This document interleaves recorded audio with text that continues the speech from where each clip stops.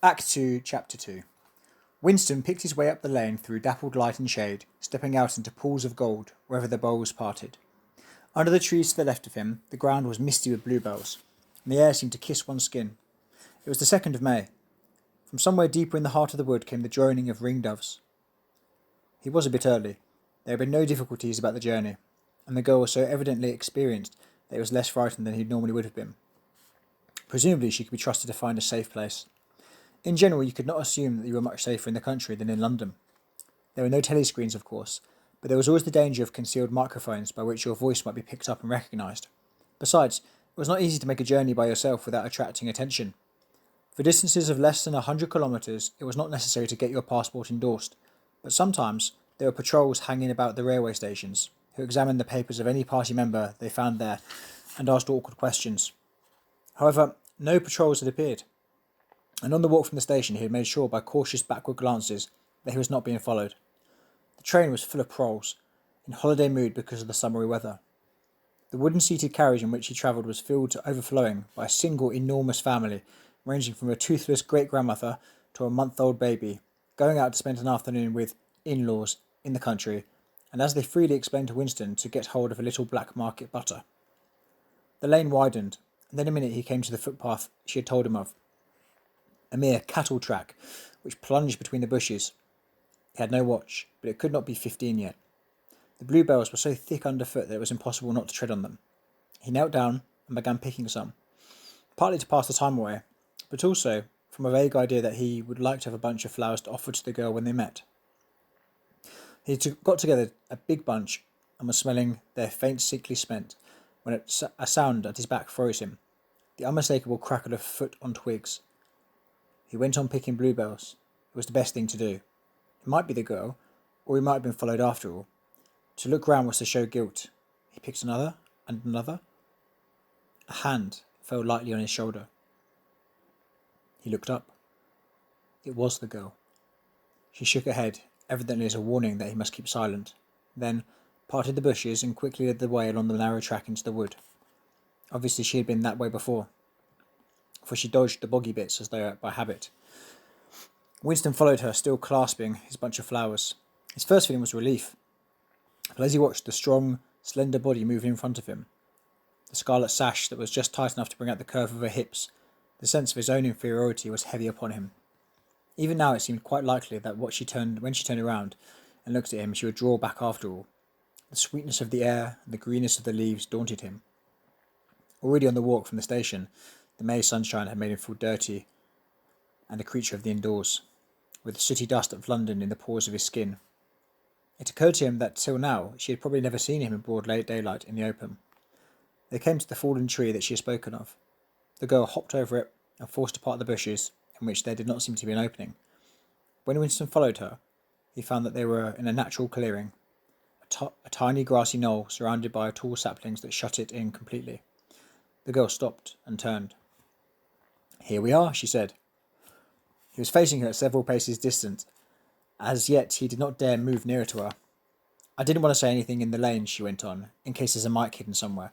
I don't suppose there is, but there could be. There's always the chance of one of those swine recognising your voice. We're all right here." He still had not the courage to approach her.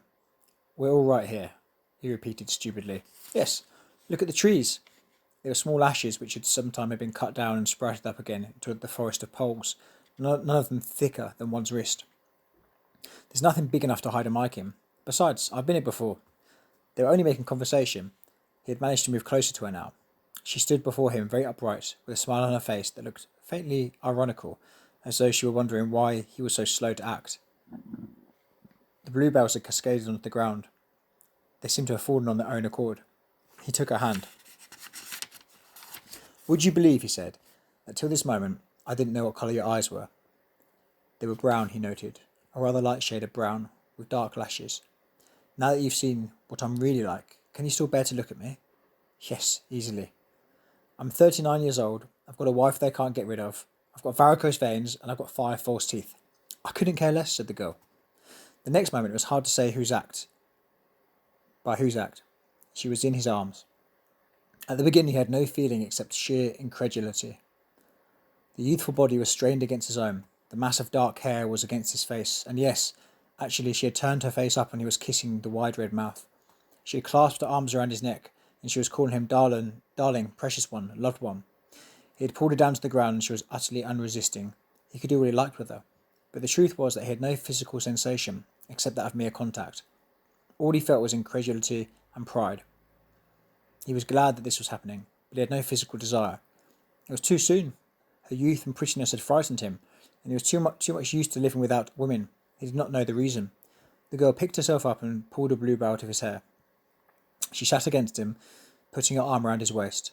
Never mind, dear. There's no hurry. We've got the whole afternoon. Isn't this a splendid hideout? I found it when I got lost once on a community hike. If anyone was coming, you could hear them from 100 metres away. What is your name? Said Winston. Julia. I know yours. It's Winston. Winston Smith. How did you find that out? I expect I'm better at finding things out than you are, dear. Tell me, what did you think of me before the day I gave you the note? He did not feel any temptation to tell her lies to her. It was even a sort of love offering to start off by telling the worst. I hated the sight of you, he said. I wanted to rape you and then murder you afterwards. 2 weeks ago, I thought seriously of smashing your head in with a cobblestone. If you really want to know, I imagine that you had something to do with the thought police. The girl laughed delightedly, evidently taking this as a tribute to the excellence of her disguise. Not the thought police. You didn't honestly think that. Well, perhaps not exactly that. But from your general appearance, merely because you're young and fresh and healthy, you understand, I thought you thought I was a good party member, pure in word and deed, banners, processions, slogans, games, community hikes, all that stuff. And you thought that if I had a quarter of a chance, I'd denounce you as a thought criminal and get you killed off. Yes, something of that kind. A great many young girls are like that, you know. It's this bloody thing that does it, she said, ripping off the scarlet sash of the Junior Anti-Sex League and flinging it onto a bowl. Then, as though touching her waist, she had reminded herself of something. She felt in the pocket of her overalls and produced a small slab of chocolate. She broke it in half and gave one of the pieces to Winston. Even before he had taken it, he knew by the smell that it was very unusual chocolate. It was dark and shiny and was wrapped in silver paper. Chocolate normally was dull brown, crumbly stuff that tasted as nearly as one could describe like the smoke of a rubbish fire. But at some time or other, he had tasted chocolate like the piece she had given him. The first whiff of its scent had stirred up some memory which he could not pin down, but which was powerful and troubling. Where did you get this stuff? He said. Black market, she said indifferently. Actually, I am that sort of girl to look at. I'm good at games. I was a troop leader in the Spies. I do voluntary work 3 evenings a week for the Junior Anti-Sex League. Hours and hours I've spent pacing their bloody rot all over London. I always carry one end of a banner in the processions. I always look cheerful. I never shirk anything. Always yell with the crowd. That's what I say. It's the only way to be safe. The next fragment of chocolate had melted onto Winston's tongue. The taste was delightful, but there was still that memory moving around the edges of his consciousness. Something strongly felt, but not reducible to definite shape, like an object seen out of the corner of one's eye. He pushed it away from him, aware only that it was the memory of some action which he would have liked to undo, but could not. You are very young, he said. You're 10 or 15 years younger than me. What could you see to attract you in a man like me? It was something in your face. I thought I'd take a chance. I'm good at spotting people who don't belong. As soon as I saw you, I knew that you were against them. Them? It appeared, meant the party, and above all the inner party, about whom she talked with an open, jeering hatred, which made Winston feel uneasy, although he knew that they were safe here, if they could be safe anywhere. A thing that astonished him about her was the coarseness of her language. Party members were not supposed to swear, and Winston himself very seldom did swear, aloud at any rate. Julia, however, seemed unable to mention the party, especially the inner party, without using the kind of words that you chalked up in dripping alleyways. He did not dislike it. It was merely one symptom of her revolt against the party and all its ways, and somehow it seemed natural and healthy, like the sneeze of a horse that smells bad hay. They had left the clearing and wandered again through the checkered shade, with their arms around each other's waists, whenever it was wide enough to walk two abreast. He noticed how much softer her waist seemed to feel now that the sash was gone. They did not speak above a whisper. Outside the clearing, Julia said it was better to go quietly. Presently, they had reached the edge of the little wood. She stopped him. Don't go out in the open. There might be someone watching. We're all right if we keep behind the boughs. They were standing in the shade of the hazel bushes. The sunlight filtered through innumerable leaves, was still hot on their faces. Winston looked out into the field beyond and underwent a curious, slow shock of recognition. He knew it by sight. An old, close-bitten pasture with a footpath wandering across it and a molehill here and there. In the ragged hedge on the opposite side, the boughs of the elm tree swayed just perceptibly in the breeze, and in their leaves stirred faintly in dense masses like woman's hair. Surely somewhere nearby, but out of sight, there must be a stream with green pools where dace were swimming. "Isn't there a stream near here, somewhere?" he whispered. "That's right, there is a stream. It's at the edge of the next field, actually. There are fish in it, great big ones. You can watch them lying in the pools under the willow trees, waving their tails. It's the golden country, almost," he murmured. "The golden country? It's nothing really, a landscape I've seen sometimes in a dream." "Look," whispered Julia. A thrush had alighted on a bough not 5 meters away, almost at the level of their faces. Perhaps it had not seen them. It was in the sun, they in the shade. It spread out its wings and fitted them carefully into place again, ducked its head for a moment as though making a sort of obeisance to the sun, and then began to pour forth a torrent of song. In the afternoon hush, the volume of sound was startling. Winston and Julia clung together, fascinated. The music went on, minute after minute, with astonishing variations, never once repeating itself, almost as though the bird was deliberately showing off its virtuosity. Sometimes it stopped for a few seconds, spread out and resetted its wings, then swelled its speckled breast and again burst into song.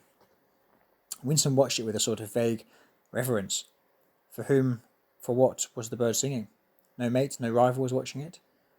What made it sit at the edge of the lonely wood and pour its music into nothingness?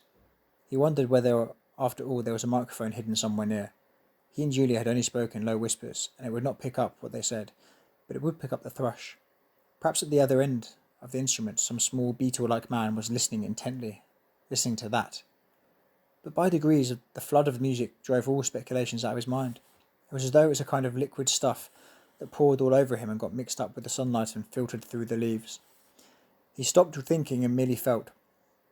The girl's waist in the bend of his arm was soft and warm. He pulled her round so that they were breast to breast, and bodies seemed to melt into his. Wherever his hands moved, it was all as yielding as water.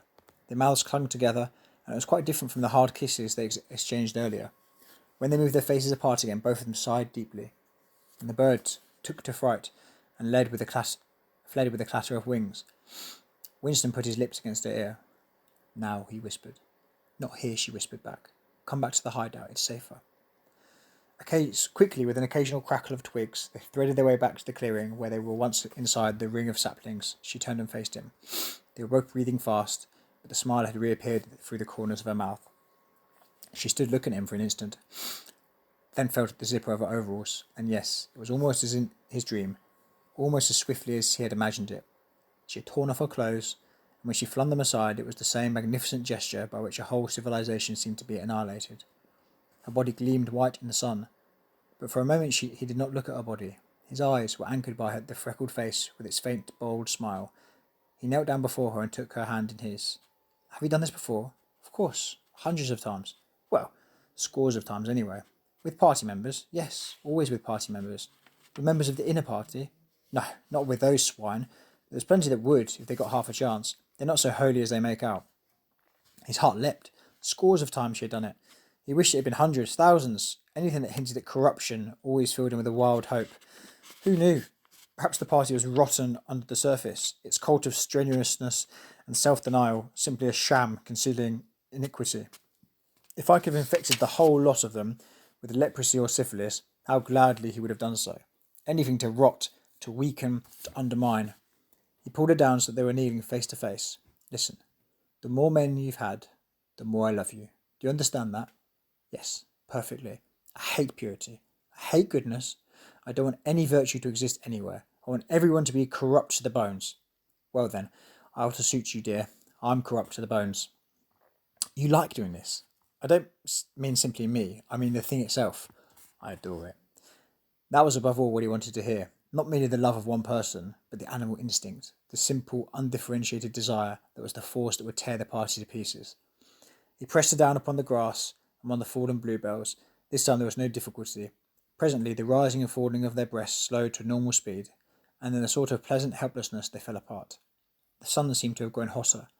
They were both sleepy. He reached out for the discarded overalls and pulled them apart, partly over her. Almost immediately they fell asleep and slept for about half an hour. Winston woke first. He sat up and watched the freckled face, still peaceably asleep, pillowed on the palm of her hand. Except for her mouth, you could not call her beautiful. There was a line or two around the eyes, if you looked closely. The short dark hair was extraordinarily thick and soft. It occurred to him that still did not know her surname or where she lived. The young, strong body, now helpless in sleep, awoke in him a pitying, protecting feeling. But the mindless tenderness that he had felt under the hazel tree while the thrush was singing had not quite come back. He pulled the overalls aside and studied her smooth white flank. In the old days, he thought, a man looked at a girl's body and saw that it was desirable, and that was the end of the story. But you could not have pure love or pure lust nowadays. No emotion was pure, because everything was mixed up with fear and hatred. Their embrace had been a battle. The climax was a victory. It was a blow struck against the party. It was a political act.